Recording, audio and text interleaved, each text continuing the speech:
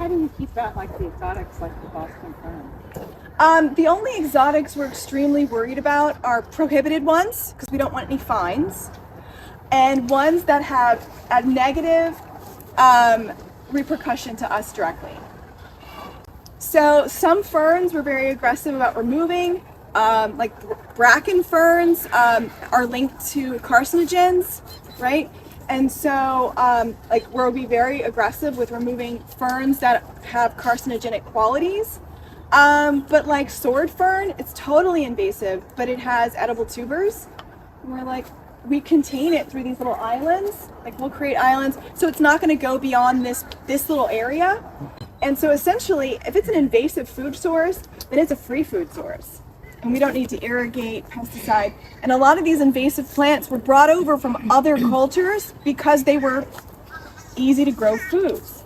And they couldn't afford the European produce, right? The taxed stuff. So even if you don't pay tax personally on that produce item, there have been taxes paid to get that item in the store. And so a lot of people cannot afford the European produce. They brought over their seeds, they brought over their plants. These grow extremely well. They're very stigmatized.